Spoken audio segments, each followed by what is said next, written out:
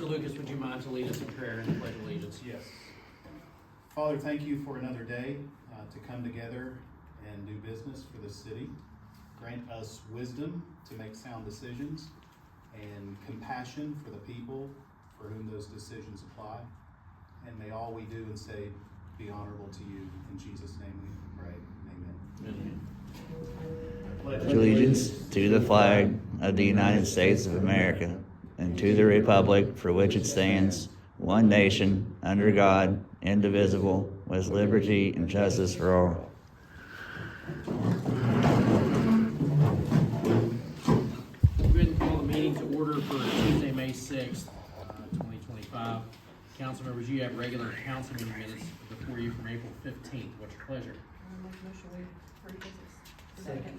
Motion and a second on the floor. Any further discussion, corrections, comments, otherwise? Hearing none, all in favor signify by saying aye. Aye. Opposed, same sign. Motion carries. The next item on our agenda is public comments. And Jamie, I want to introduce you first. I appreciate you being here tonight. Thank you for I had a having me. chance to meet with you about the library project with Dolly Parton, so I'm going to turn it over to you. Okay, great. May I pass these out? Sure, Everybody? yeah. We're in school, right? It's all right. Thank you.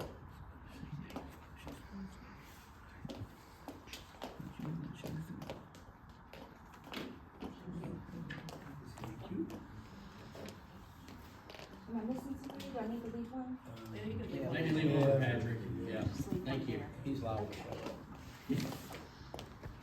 Well, it's my pleasure to present the depth and positive impact of Dolly Parton's Imagination Library.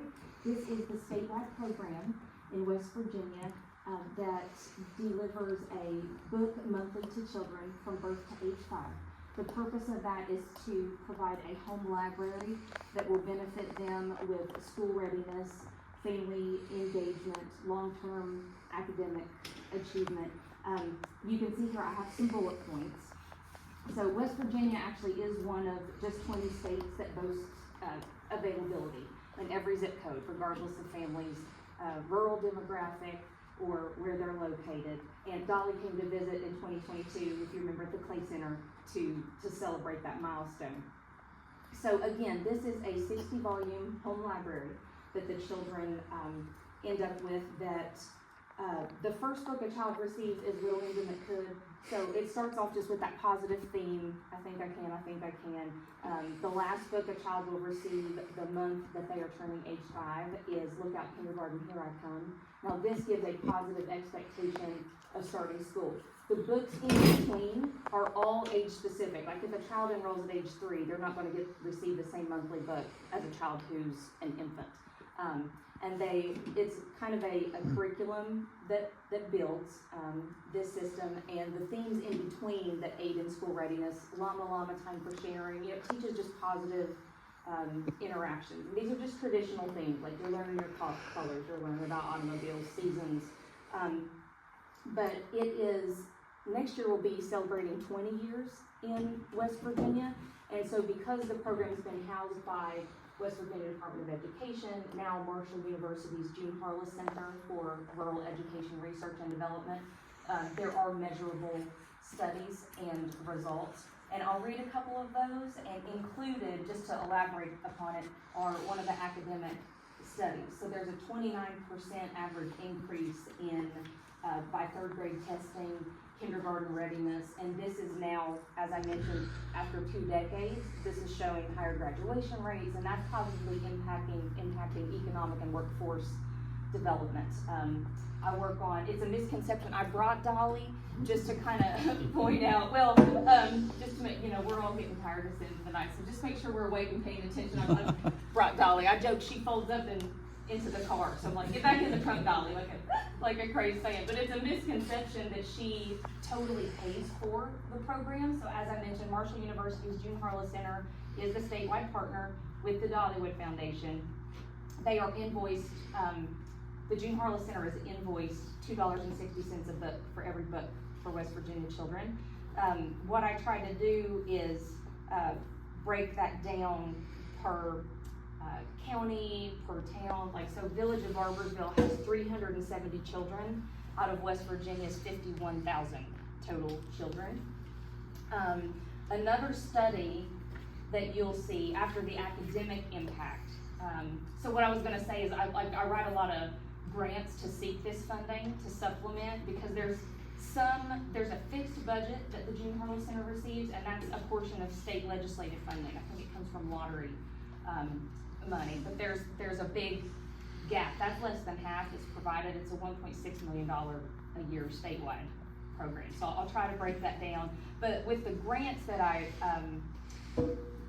have to report, they like all these impact studies. And one of the most recent one from the Robert C. Byrd Center of Rural Health focuses on early literacy as prevention. And we just received our 7th opioid funding allocation. And so it's per the discretion of each, municipality or town or county, but early literacy as prevention. Because like I said, we've had these studies now for 2 decades. And it's that one-on-one nurturing interaction of being read aloud to. They're really finding some magic happens. And I was just presented at the American Academy of Pediatrics conference, and they were talking about the white matter and the neuron connectivity and how this just sparks all these positive things within the children. So that's why the program is important. It's more than just on the surface, like books for kids. So I wanted to just kind of delve into that impact. The price is the last point. The cost, as I mentioned, it's $2.60 per book, which is a great value. That's what the Dollywood Foundation works behind the scenes. They are exclusively with Penguin Random House publisher for that curriculum of books. A blue ribbon committee of literacy experts thoughtfully selects that built curriculum of the books, for the children, so they build upon that. It's free of charge to families, but we are seeking, so the breakdown for the children, the 370 children in Barboursville, it's about $11,000 annually.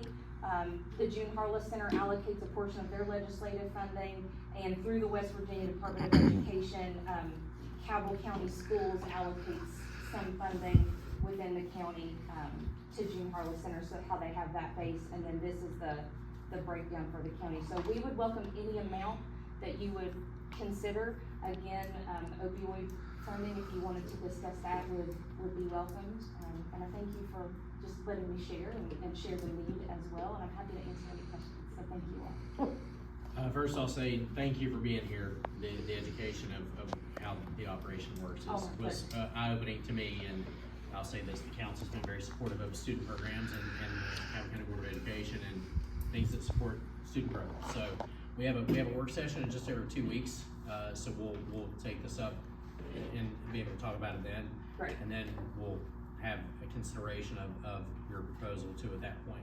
Well, thank you, and thank Yeah. you all for sharing that and for your commitment to the children. Yeah. in Thank the you for area. being here too. And council, if you may ask questions, feel free to ask right now.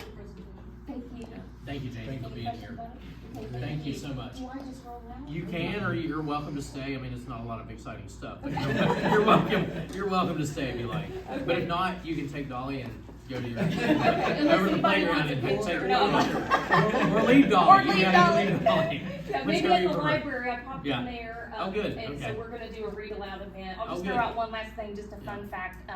When she did come to visit in 2022, at the time, Governor Jim Justice proclaimed August 9th as Dolly Day. Yeah. So we will have a read aloud of the book Corduroy Oh, good. over here Okay, at good. the library. Thanks for the So- info. If you'll shoot me a text, we'll share it on our social medias too. Wonderful. Yeah. Okay. Thank Thank you you all for being here, having Jamie. me. Appreciate it. Jacob Mitchell, 703 Water Street. You have the floor, sir. Thank you. And since she actually spoke about that, I wanted to tell you personally that when my daughter was born in 2012, we signed her up immediately for Dolly Parton's Imagination Library. And I still remember the book Llama Llama Red Pajama. I still got it burnt in my head because that was her favorite book. Aw. And we read to her. She got a book every month, like you said. I think she got a book named, I think Mitchell's License is one of them. But like you said, they're all age appropriate. And it's a great program because, like you said, reading to her early helped her to do well in daycare, which has helped her to do well in school. Now she's in tag. Now she's constantly getting A's and high B's. And so I've always believed that reading is important, especially when they're young, because if you don't, who are they gonna learn from? The neighbor, the teacher that you want to work 40 hours a week and not have time to focus on every student. So me and her mom read to her, and it was one of the favorite things from her childhood that I can remember, and we still have most of the books. She kept the books. Oh, thank you for sharing that. So I just wanted to let you know that it really does help people, and it's awesome. Thank you this evening. I was asked to come for you. Like you said, you all have a lot coming up with how you spend your money and stuff, and you all know what's been going on with the animal shelter, and everyone knows that we donate to the animal shelter. I think we donated 4 trucks like a year or 2 ago. But Amanda Beach told me to personally tell you that it would look absolutely amazing if we, as a town, Barboursville, could make up the difference that Huntington couldn't fund. Of the $150,000. I know that's a lot of money, but she said that it would just be something that if we could do would be great, even if we could do anything, 10,000, 50,000, anything, just to help with the animal shelter, because we all want to make sure the animals are off the streets, and we know how important that is, and we know it also costs a lot of money, so that's something that I was asked to bring to the council and to the mayor and everyone. So, but other than that, I just wanted to say that everything is looking great in the community. I'm happy about cleanup week, and I just wanted to say thank you to the trash workers too, by the way. They went out of their way to help a lady on Lee Street get their stuff before cleanup week even started, so thank you. Thanks for being here. A couple of things before we get into departmental updates. I talked with Officer Lucas, who is here to represent the police department this evening, and we had talked about a couple of things you're going to talk about in a few minutes, but before you get to your portion, Sergeant Lucas, I wanted to say, as you all know, we've had some things going on in town that are not the most fun things to talk about, but I do want to say a couple of things from my own standpoint. The morning incident started happening. Thank you for being here, Jamie. Thank you all. The morning that things started kind of happening, Officer Lucas, myself, and a number of the officers on scene were in constant contact. I won't go into all the details, but I know I sound like I'm beating a dead horse because we say this all the time, but the way that our police department handled things that were going on the other day was second to none. And to recognize those guys, I know we always do it and it seems like we take it for granted, but when something like this happens, it shows how involved and how forward-facing they are with information to myself and to the community. So first of all, I want to say thank you to you and all the officers who were involved the other day. It was handled gracefully, tactfully, and professionally, and that does not go unnoticed. And I appreciate the fact that you and I were talking from the very beginning. There was no, and I say this a lot, but we talk about this in our supervisor meetings about communication and how we don't want to be blindsided with anything. And anytime something happens at the police department that's of concern, I always get a call from Greg or Anthony or the chief or someone to keep us in the loop. And every time there's something that hits the media, it is always in the most positive way because of the way that you guys handle yourselves. And that doesn't happen everywhere. And I want you guys to know that I noticed that, our council notices that, and because of the way you guys keep the town safe, there's no words that I can say to tell you how much I appreciate that. But I got a letter from the chief the other day, and accommodation. I did want to read it into the record, and I'll provide it for the record as well, but it talks about April 30th, and it says at approximately 8:30 a.m. the Barboursville Police Department was notified of a possible stabbing in the area of the dog park on Depot Street. In rapid and coordinated response, multiple divisions within the department worked together to locate the actual crime scene, secure the area, obtain search warrants, remove the occupants, and conduct 9 formal interviews, and place the suspect in custody by 1:30 p.m. All this was accomplished while our department continued to respond to other active calls, including domestic situations involving a firearm. This is a simplified overview of the tremendous effort and professionalism displayed during that period, but I would like to specifically recommend or commend all officers involved Sergeant Lucas, who led operations at the scene, Sergeant Kerry Arthur, who served as negotiator, Detective Wes Wright, who quickly prepared a search warrant and conducted detailed crime scene work, Sergeant Vickers, Corporal Copley, Patrolman Wilson, who secured the scene, transported individuals, and participated in interviews, Patrolmans Taylor, Brent, and Hall, who came in on their time off to continue answering calls for service and support of their fellow officers. We'd be remiss if we did not include all members of this department in this commendation. Although the incidents of this nature are rare in our village, every officer contributes daily to ensuring they remain safe. When exceptions like this do occur, it makes us proud to see the readiness, professionalism, and unity displayed by our team handling such situations swiftly and effectively. We'll place that in all of your officers' files, but more importantly, the outward-facing effort that you guys made that day. I can't tell you how many phone calls I received just because everyone knew what was going on and that they knew the village was safe. There was nothing, no one was in jeopardy. You guys took care of the situation as you should and as expected, but things like that do cause panic sometimes.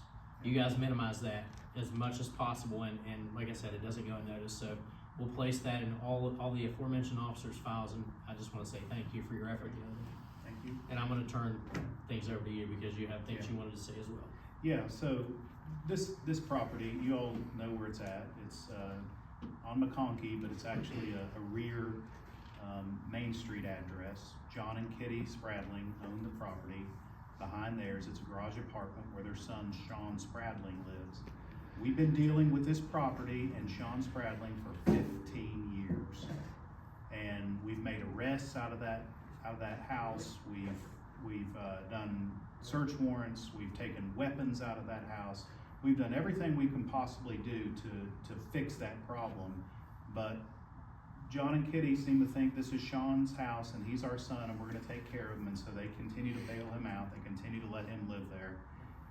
When he came down the stairs, I hadn't seen him in over a year. When he came down the stairs that morning, I didn't recognize him. He looked like he'd just gotten out of a POW camp. And that's because he holds up in there and just does his drugs and never comes out. There were 3 known prostitutes in that house. There was a well-known drug dealer from Michigan in that house. There were 2 homeless people living in that house. And there was another well-known criminal that we deal with on an almost weekly basis, all in that house together when we did the search warrant. This is a public nuisance, and it has been for 15 years, and that's why it was so well received by the people on McConkey and Main Street and in the village, because everybody knows this is a public nuisance, and we have to do something about it. I know that we've almost exhausted everything we can do as a police department as far as carrying out criminal activity and that. But there is a code that I'd like Mark to look at, and it was given to me by Magistrate Chris Berry. It's 61.9 1 through 9, West Virginia Code 61.9 1 through 9.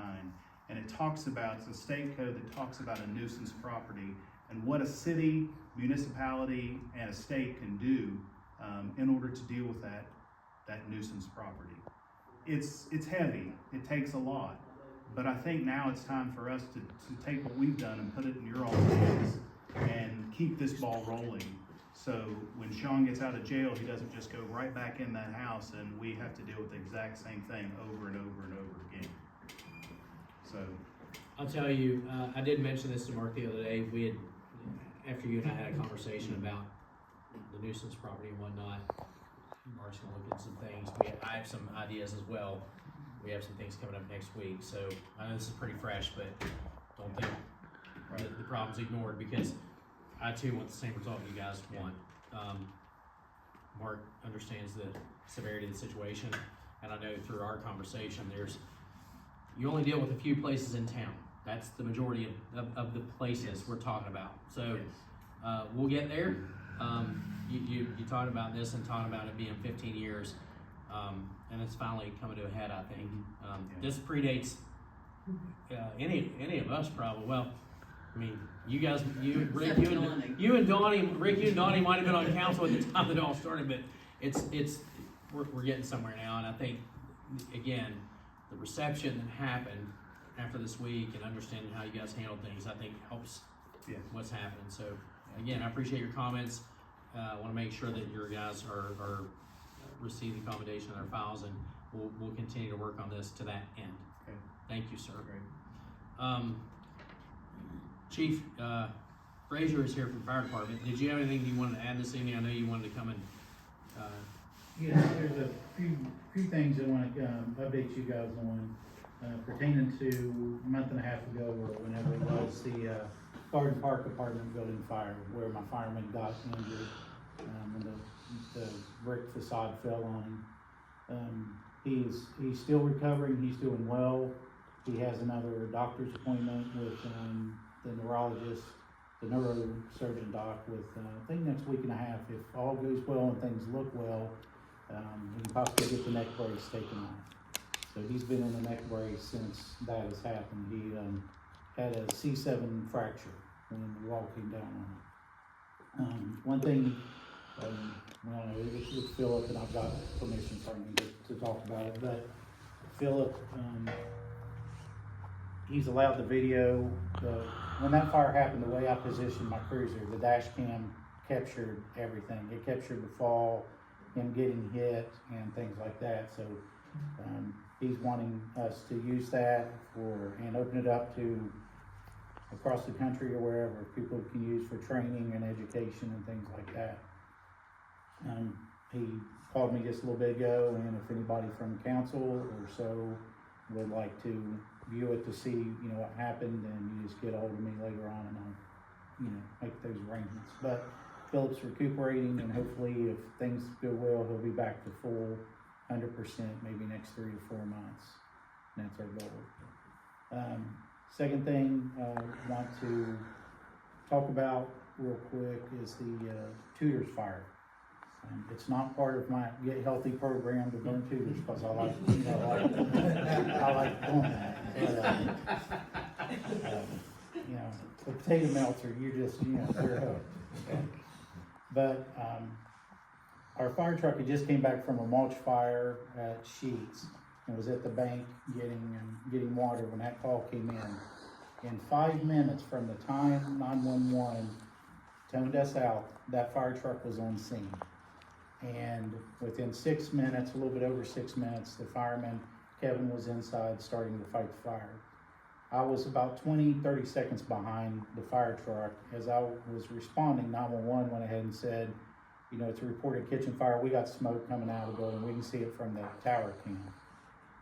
I immediately asked, knowing the hydrant was right across the street, around 60, that we'd have to shut it down. So I immediately asked for law enforcement to be dispatched. And before the fire truck even got there, the Mounted police officers, they had 60 shut down at Farmdale by Giovanni's. There was nobody getting through there, and they even helped the guys pull the fire hose off and flake it out. Kind of a joking thing. The port fence around the drive-through, it was removed, you could say, to help us get more of a straighter access into the doors. But unfortunately, that place is a grease fire, and it took off, and it's going to be down for probably 5-6 months before it gets rebuilt. But I personally just wanted to come in to thank the police department for you guys for being there that quick. If you guys wouldn't have been there that quick, we all know what it's like dealing with traffic out there, and that response has been great. And also, just over the past month or two, some of the wrecks up on the interstate, the coordination between the police department and us has been, it's improved tremendously. And I think some of those safety meetings we have with Triton has been paying off. I know in July there's supposed to be some other changes coming up, and in June we will have another safety meeting. But just like to give you guys an update on that. Things are still moving forward at the fire department. We're still doing our day-to-day thing, and we got 2 new juniors we're sending to the junior fire camp in Weston in July. So we're looking on keeping those guys around. But I know it's been a while since I've come to a council meeting, and I forget to. I know I got a calendar on my phone and put in there. I just forget to. But we're glad you're here. We're out here. Thanks for coming and give us an update too. You're welcome. And I appreciate the communication all the way through. Andrew and I will talk via text or phone, even though he's not here at council meeting. We do communicate quite a bit, so I appreciate that. Thank you for keeping us in the loop. You're welcome. We don't have anything under old business. You guys have the departmental updates. I think we've gone through a number of things, and then Danny has an item on the agenda. But I did want to mention a couple of things, just from the standpoint of day-to-day operations. To mention, it is spring. Red tags are being hung on houses for grass and shrubs and everything else. We've gotten a couple calls that people are upset and angry and whatnot. Just know that they're being distributed evenly. There's no one being singled out. The grass clipping notice that we put out is in concert with MS4 requirements. It's not about people having grass clippings in their yard. It's about pushing them into the drain, out in the road, and things like that. And those things go against our stormwater regulations and the things that our stormwater and sanitary board deal with on a daily basis. So those red tags are what this council's asked for many years in terms of people keeping their property upkeep and things of that nature. The red tags are going out all over the village. So if you hear it, the building department, the code enforcement official is doing exactly what we've asked him to do. You guys noticed that paving was happening on Ferndale Road over the last few days. Paving is going to go on the village here shortly. So those, again, we're asking for patience during that time. Paving is going on in different areas. Vineyard in the village, the summer schedule's out. If you see anything about, Brandy's doing a scavenger hunt with tickets for Vineyard this coming week. So if you see that stuff, please, she asked me to ask you all to share that stuff out. About the events that are coming up, the movie schedule's been announced, the symphony show for June has been announced already. So if you see that stuff out on social media and Brandy or the village page has shared it, please make an effort to share those things. Cleanup week continues. The guys are doing what they always do, doing a great job helping those folks down there during cleanup week. They are asking for residency requirement to show that they're residents. It's on our banners, it's on our social media pages. So that continues through Saturday at 8 p.m.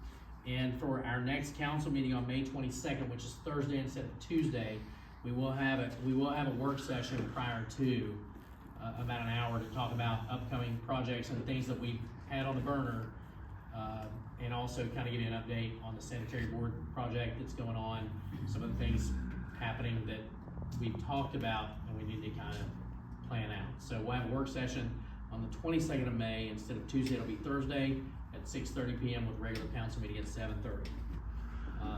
That's all the updates I have. We do have a number of things in under new business, and the first item is consideration of resolution 2025-12, approving and adopting the policy for non-discrimination of the programs receiving federal assistance from U.S. EPA, including designation of non-discrimination compliance coordinator and the establishment of a grievance procedure. And I'm going to let Mark speak to that because he and Holly have been chatting about that. It's a have-to for us for projects going on that receive federal funding. So we're basically complying with what the law states when we receive those dollars.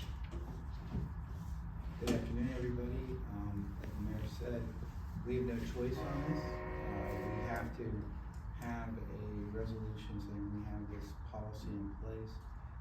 To be fair, Holly and I worked with the agency involved to narrow it as much as possible. If you read the language of this policy, it's no secret that there's a lot going on at the federal level and executive orders and what is considered the agency's responsibility with respect to enforcing this. That being said, federal law still requires that we have a policy in place in order to get these funding opportunities. So we have whittled it down as narrowly as possible, and we had this reviewed by the agency. They said it was passable, and therefore we are offering with our recommendation that we accept this resolution and this policy in order to receive those dollars and benefits that are associated there with it. If you have any questions, I will reluctantly answer them. We're not alone, by the way. Other cities have done this for years. This is not new.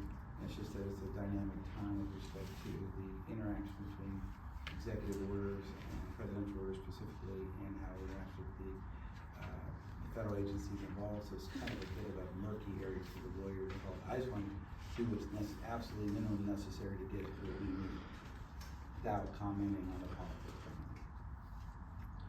So council, you have before you the, resolution 2025-12, for the approval of the adoption of the policy of non-discrimination programs receiving federal assistance.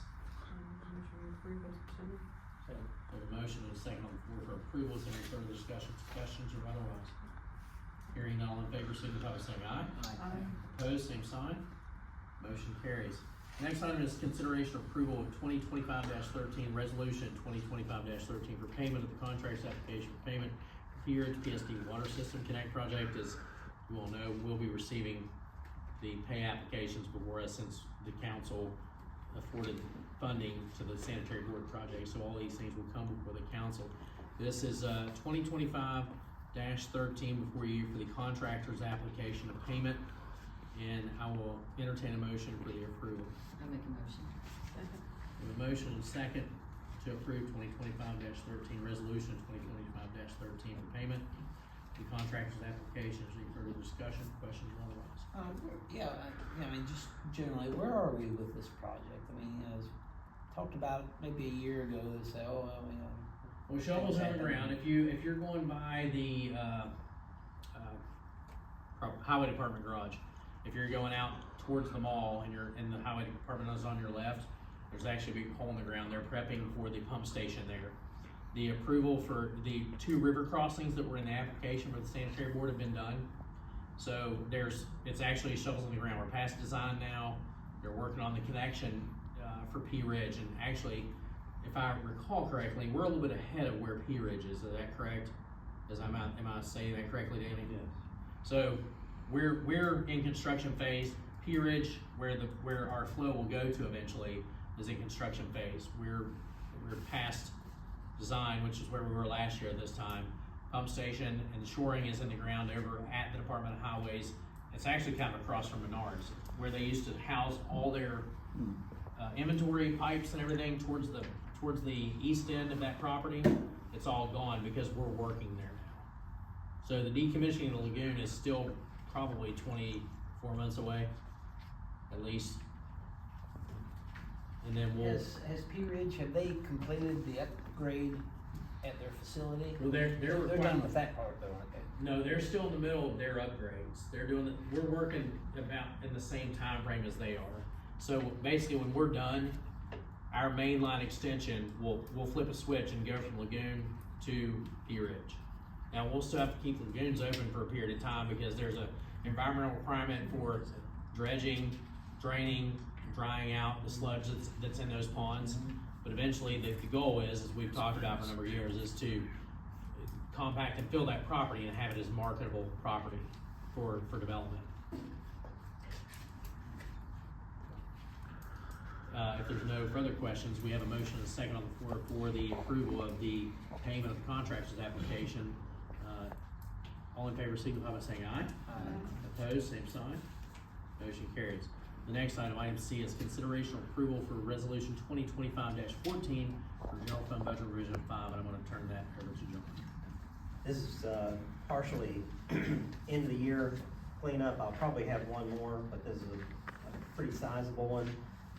The B&O tax, we hit another record after the end of April, which is the big collection month for that quarter that we just had. So we're increasing that budget. Also, the reimbursements are from the contracts that we have for the police overtime. And so I'm taking the combination of those revenues and I'm reducing the amount to come from the sales tax budget to balance the budget. Then below, I'm taking the remainder of what we have, and of course the police department needs that money that they're getting reimbursed for to pay their salaries, so that's why their expense budget is being increased by $466,000. The other items are there for end of the year to make sure that we have enough for supplies, materials, and any miscellaneous contracted services in our public works departments. Any questions? If there are no questions, you have, budget revision number 5 in the form of resolution 2025-14. I'll entertain a motion to approve. I'll make that motion. We have a motion and a second on the floor.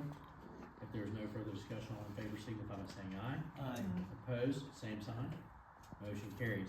Consideration approval for bid award for, new dump truck for, over on Depot Street. Danny, I'll let you speak to this. We received 2 bids, I think, Rachel and Danny and Chris were in on the bid opening the other day, but I'll let you Yes. speak to this. The low bid was $98,766, and the next bid was $115,755. So we chose to go with the low bid of $98,766. And this replaces a truck that we're using currently that the transmission is going out. So before you is the recommendation from Danny, Chris, the mechanics at the garage, and I think pretty well everyone, to approve the Wayside Chevrolet bid of $98,766 to a replacement of the dump truck. We have a motion and a second on the floor. If there is no further questions for Danny, all in favor signify by saying aye. Actually, I have a question. Go ahead, yeah, go ahead. How old is the other truck? Off the top of my head, I can get that information for you. Is it the green and white Curious, I dump mean- truck? No, I don't think so. The white dump truck? I mean, if it's not that old, I mean, a transmission could go out, transmission's not gonna cost $100,000. I mean, It's pretty old, anyway. it's old, I mean, Yeah, it's not there's nothing new in our fleet in terms of the equipment budget. I don't think we purchased a dump truck since I've been mayor, actually. So it's at least 10 years old. What happens to the old truck? Auction off? We'll probably auction. Well, we put it in an auction as required by state code. Yep. So we have a motion and a second to approve the Wayside Chevrolet bid in the amount of $98,766. If there's no other questions, comments, or otherwise, all in favor signify by saying aye. Opposed, same sign. Motion carries. The next item is Fair Housing Month proclamation. We do this annually.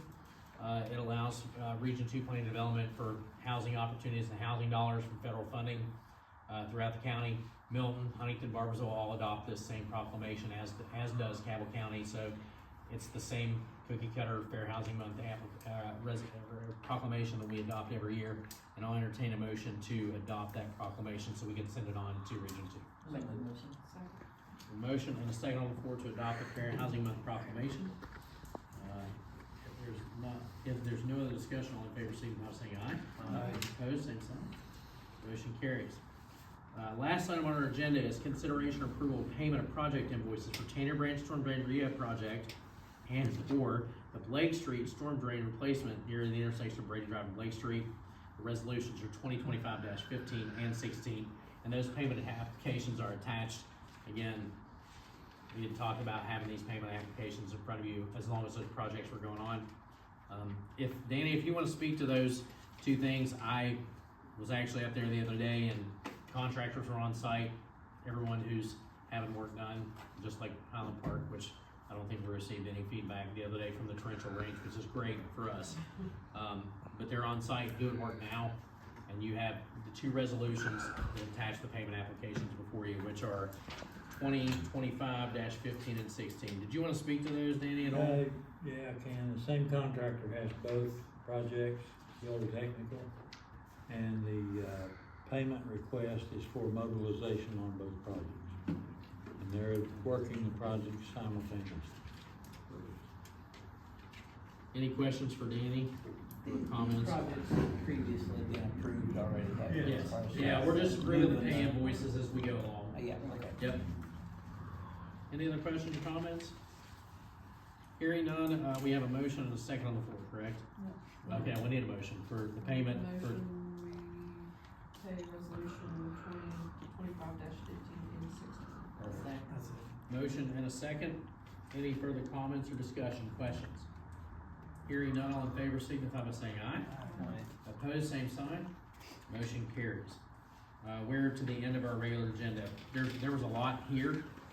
And I'll just say this, thank you to everyone at the table involved. Greg for the police department, I've already mentioned, but Danny, John, and Mark had a lot in front of them over the last, since we met last, in terms of the projects going on, so I just wanna say thank you, for your involvement in taking care of things. It doesn't go unnoticed either, so thank you for that. That's all I have. Rachel, we'll start with you tonight. Thank you all for being here.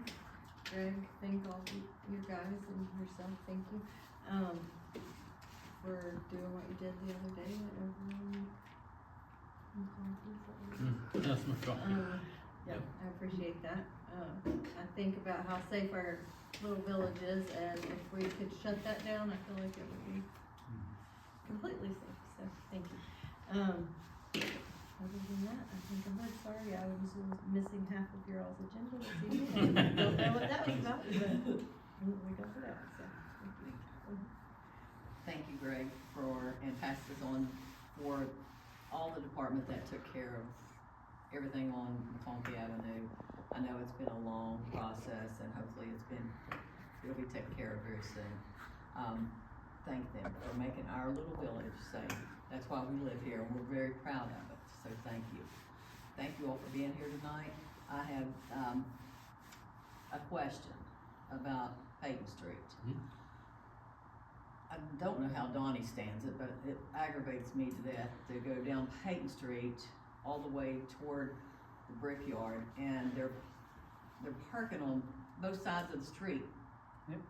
And, I mean, that is the most aggravating thing I've ever seen. It's like, try to drive a bus down it. I know, I just can't imagine. I just wondered if there's anything, a sign we could put on that street saying, park on this side only. Greg, can you guys take a look at that? Yep. Perfect. Are you talking about the intersection of Yoke right before Dawn? Yes. Okay, Yes. I know what you're talking about. There's. We've talked to neighbors there before, but there's a couple of houses that are rental properties. Yeah. So when someone moves out, there's re-education to be done, but I'll go with Greg and we'll take a look at it. Educated though. That's what I'm thinking. Gotcha. Well, anytime that problem exists, I mean, call, because they don't care to go over and talk to folks. It's the If same. we don't hear about it, we road, don't- It looks like it's broken down over there. Okay, It's, okay. Yeah. Is it right at that corner? Yep. Okay, alright. Can we paint yellow curves there too, like we did on my street? and there was a sign, I thought there was a sign there said no parking on this side, and I didn't looked see at it, and I signs to didn't that see it. effect. Well, No. I'll take Gregor and then we'll take a look at it. Yep. It's just really aggravating for me, and I'm not. Same, even I living travel there. that road, I knew what you're talking about. It's so. really bad in the morning Yeah. with the school I bet children. it is, yeah. And just in that same note, over on Narrett Street, as you're turning left off the tracks, I wanna go take a visit over there too, cause people are parking on the sidewalk during school hours. Just as you're turning off there on the right side, yeah. But we can go over there, I'll get with you. Thank you, Andrew, for being here and giving us the update, especially on Philip. I'm glad to hear that he's doing well. It's very scary to be on a fire like that and then have someone get hurt. You're concentrating on taking care of the fire and preserving whatever you can of the people's households items, but when someone gets hurt like that, I can imagine how you felt, so. Thank you for Especially watching it Yeah, happen. yeah. Thank you for giving us the update. Thank you all for being here tonight. Appreciate it. That's it. I was taking notes while Chris was talking when we first got started about McConkey, and he said, you know, this is a rare thing, and I was thinking, but you all handle it as if it was something that you all have to deal with every day, and I think that takes you from being an expected behavior to an exceptional behavior of what you all did. I mean, I think a lot of people think there was just one incident on McConkey, but McConkey had a bad week. There's a lot, Bermuda Triangle. there's a lot going on over there, and, I had quite a few calls from my McConkey friends, and I actually went and sat on the porch for a while and was like, holy cow, there's a lot going on over here. But, as they were frustrated with of how long it's taken, I think they are all, very comforted by how it was all handled and how it's been taken care of, and I hope that this nuisance thing can be played out to where we can see that this doesn't happen again. You know, enough's enough, and as we have been so protective of this city, all it takes is one thing that we don't do. If we don't do a nuisance law or something, all that does is just say, well, they're not gonna do anything about it, so let's go back again.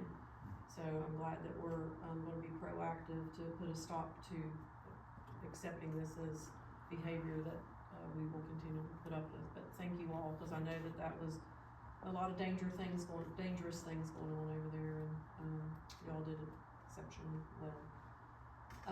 Adams Road, I know that's not our problem, but have we told the state that it's like, we don't have to go to Ken Park, we can just go down Adams Road? Right. It's the hump, well, no, is that Water Street? Yeah, Still Water Street. sorry, Main Street. It's Main Water Street. Street goes up the hill towards the Veterans Home.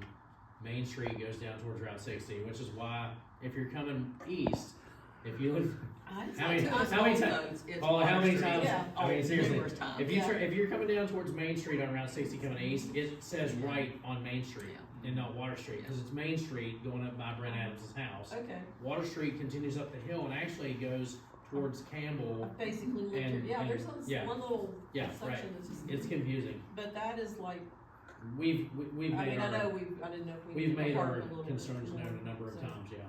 It's, really bad at nighttime if you're going that way and people aren't familiar with it. I can't believe that there hasn't been an accident, but that's it. I love living here, and thank you all for protecting us financially and legally and policing and keeping our dump trucks going, you all. It takes a village to get the village going, so thank you all. Thank you for that, sir. Andrew, I got to tell this story in the police department also. That we're on 1508 Main Street. I bought this house years ago. And as I bought the house, I redid the house.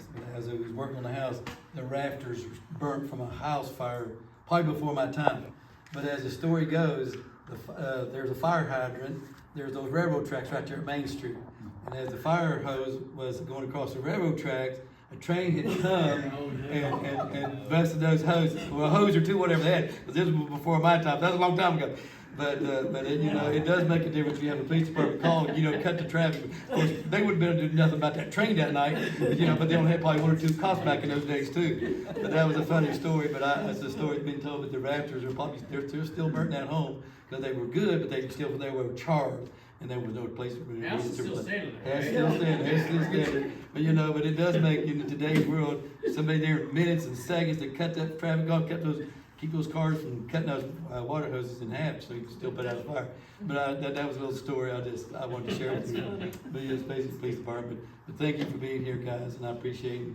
All you guys, Danny, Greg, everybody, I just thank you guys because we all do a good job together, and I say thank you guys. Appreciate you all being here. Thank you for your comments. No, you're up, sir. Well, I can't beat that one. No, I All our just, placements, thank you. concur with, what everybody else has said. I think everybody in, the departments, police department, great, fire department, great. You hear the stories and everything that they do, it's just, it just makes you feel good. This stage of those that live here in the city, I think we all do, and these are the reasons why, because things get taken care of, and their streets get taken care of, and even though it's a pain in the rear sometimes when they're paving and you're driving through a washboard, they're getting fixed, or they're on the list, and everything is taken care of in a timely manner, and that's, you don't, like the mayor said earlier, you don't get that everywhere. Yeah. And I'll just finish with that. But, thank you guys for everything that you do. To echo your funny story, and I won't name names, but when Farmdale Road was initially worked on, they had the sidewalk done. We're all excited about it, but it hadn't been paved yet. So this person calls me and says, "It's like driving across a washboard on Main Street." And so this week they're paving it, and this person calls and says, "I can't get to my kid." And I'm like, "I don't know which one you want. I don't know what to do." Anyway, so yes, there are small problems that we have, but I call them very problems, and we're very fortunate. So thanks to all of you guys. Thank you guys. Thank you guys for being here tonight. We will adjourn the meeting. Thanks for coming. Just a shout out to the businesses and the residents for paying their taxes. Yes, record year. Right? Standing ovation, right? Yes. I had somebody walk by a property and letting